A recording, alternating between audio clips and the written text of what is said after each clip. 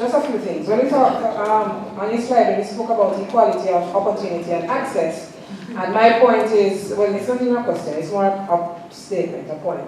That it's not just okay for us to look or to say that there's equal opportunities for women and men, but we need also to look at culture and norms and how it is we are socialized.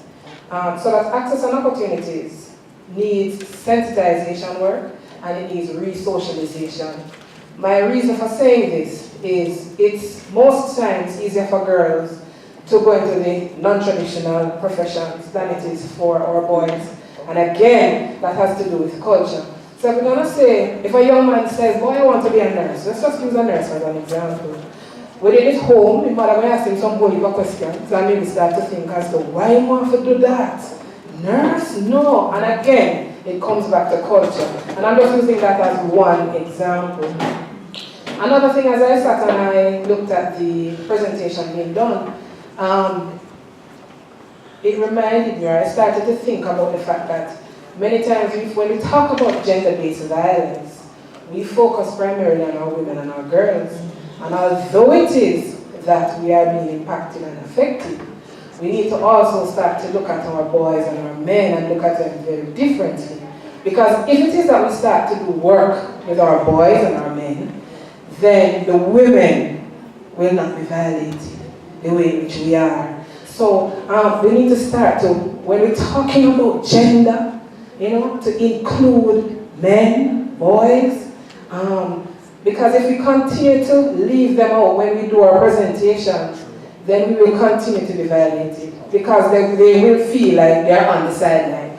I do take your point very well about the use of culture and norms, and that really is very important because especially in our Jamaican society, the cultural impact is very significant in terms of how culture impacts on power dynamics and impacts on relationships between male-female relationships, female-female, male-male relationships. And I do take your point about the need for increased sensitization and re-socialization. That's very important. I agree with you.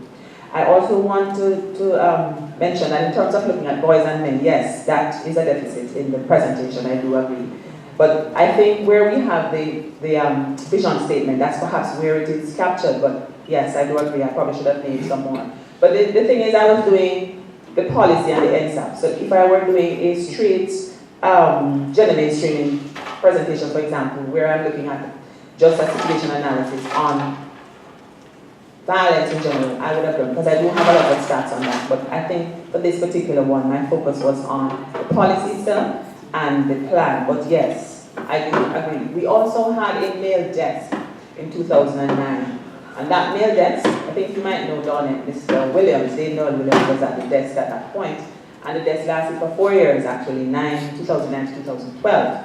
And a lot of work was done with that desk, and a lot of what we did, we owe to UNFPA.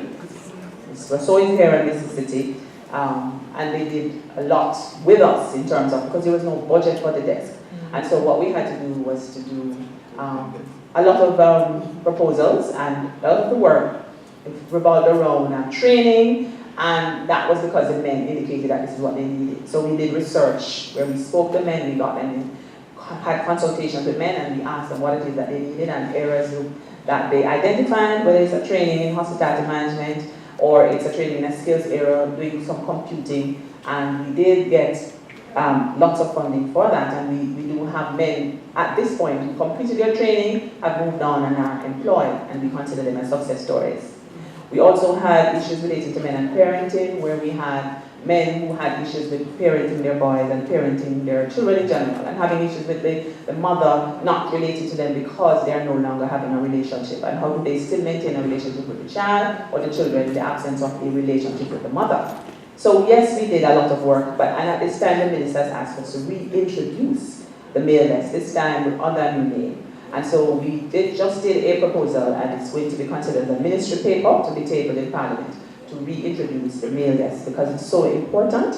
And we also thought of having that desk being wider than just a desk, because our experience when we had it in 2009-12 was that the number of work, the amount of work and the number of persons who wanted intervention and number of persons who came onto the space, one person was not enough and a desk was not enough. So we're thinking of broadening that based on the research we did and the experiences we have to make it a little broader. So thanks, Dawnette, for that. I hope I have responded adequately to your questions.